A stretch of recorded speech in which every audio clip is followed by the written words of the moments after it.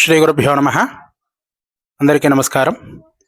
ఈరోజు రాబోయేటటువంటి రథసప్తమి యొక్క విశిష్టతలు తెలుసుకుందామని చెప్పేసి మా గురువు గారు, అదేవిధంగా ఖమ్మం జిల్లా వైరా పట్టణంలో ప్రప్రథమంగా శతచండీ యాగాన్ని నిర్వహించినటువంటి యాగకర్తలు, అదేవిధంగా వేదాన్ని చెప్పుకొని దాంతోపాటుగా స్మార్తంలో షోడశకర్మాంతం వరకు కూడా చేయించదగినటువంటి వారు, విశేషంగా చండీయాగాలు, సూర్య నమస్కారాలు, లింగార్చన విధంగా కూడా చాలా గొప్పగా చేయించదగినటువంటి వారు మా గురువర్యులు శ్రీ రంగుభట్ల రాజశేఖర శర్మ గారి యొక్క వారి ప్రవచనంతో ఈ యొక్క రథసప్తమి యొక్క విశిష్టత తెలుసుకుందాం పదండి.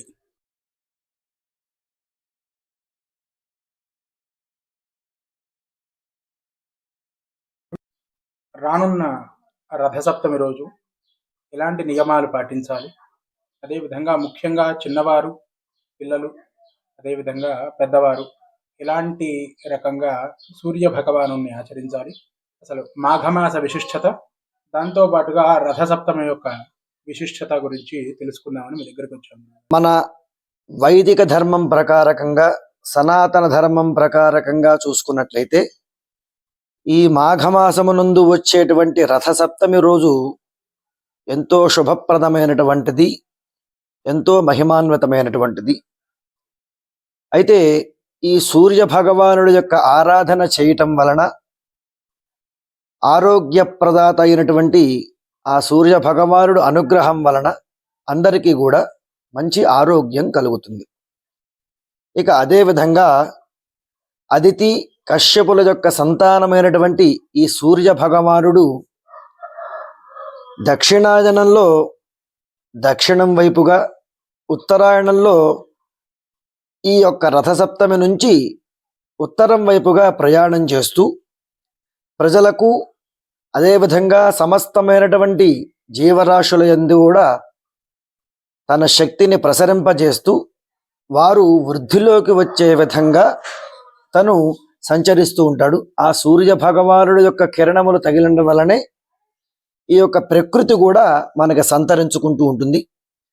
అదేవిధంగా ఆ సూర్య భగవానుడు అనుగ్రహం వలనే మనందరికీ కూడా తెలిసిన విషయం ఏమిటంటే, ఆదిత్య హృదయం అనేటువంటి గొప్ప స్తోత్రమును అగస్త్య మహాముని శ్రీరామచంద్రుడికి రావణుణ్ణి సంహరింపజేసే సమయమునందు ఆ రావణుడు ఎంతో కోపోద్రిక్తుడై శ్రీరాముడి మీద అత్యంత భయంకరంగా, భయానకంగా ఈ యుద్ధం చేస్తున్న సమయంలో అగస్త్య మహాముని వెళ్ళి ఈ రావణుడు అతి త్వరగా సంహరింపబడాలంటే అందుకు ఒకటే మార్గం సూర్య భగవానుడి యొక్క అనుగ్రహం పొందటం కాబట్టి తప్పకుండా ఆ సూర్యుడు అనుగ్రహం ఉండాలన్న ఆలోచన చేత ఆ సమయమునందే యుద్ధక్షేత్రములో అగస్త్య మహాముని ఆ శ్రీరామచంద్రుడికి ఆదిత్య హృదయం ఉపదేశం చేశారు.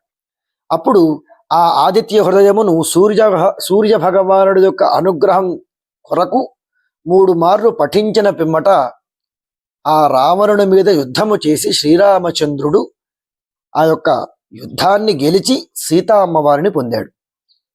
అంత గొప్ప మహిమాన్వితమైనటువంటి ఆదిత్య హృదయం, అదేవిధంగా అరుణ పారాయణ మరియు మరికొన్ని స్తోత్రములున్నాయి సూర్య భగవానుడికి సంబంధించినటువంటివి.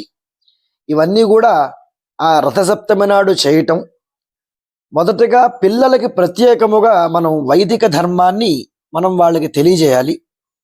వారిని ఆ రోజున ఉదయమే మేల్కొని వారికి జిల్లేడు ఆకులు, చక్కగా 7 పత్రములు, 7 ఆకులు తీసుకొని వచ్చి నడినెత్తి మీద, భుజముల మీద మొదలగు అవయములలో ఆ యొక్క జిల్లేడాకులు పెట్టి వారికి తలస్నానము చేయించినట్లయితే వారి శరీరములో ఉన్నటువంటి రోగములన్నీ కూడా నశించిపోతాయి.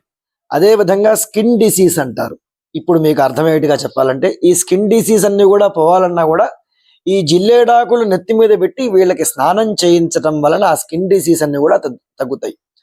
ఎంతసేపటికి వీళ్ళు పురాణ ప్రకారంగా వాళ్ళు అలా చేశారు, ఇలా చేశారు అనకుండా ఇప్పుడు ఉన్నటువంటి సైన్స్ ప్రకారంగా చెప్తే గానీ ఇప్పుడు ఉన్నటువంటి మానవులు నమ్మే స్థితిలో లేరు కలియుగంలో. కాబట్టి ఇది ఈ సైన్స్ పరంగా కూడా నిరూపితమైంది. అందులో భాగంగా ఆ రోజున ఉదయమునే ఈ యొక్క స్నానాది కార్యక్రమాలన్నీ కూడా పిల్లల చేత చేయించి ఆ సూర్య భగవానుడు పూజ చేయించినట్లయితే వారికి చక్కగా ఆరోగ్యము, ఐశ్వర్యము, విద్య ఇవన్నీ కూడా సంప్రాప్తిస్తాయి.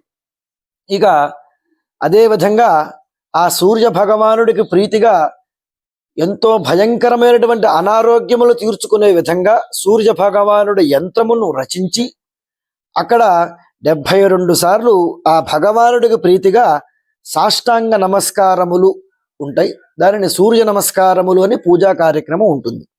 అది ఆ రోజున చేయించుకోవడం వలన ఎనలేనటువంటి ఐశ్వర్యమును, ఆరోగ్యమును పొందుతారు. స్వస్తి.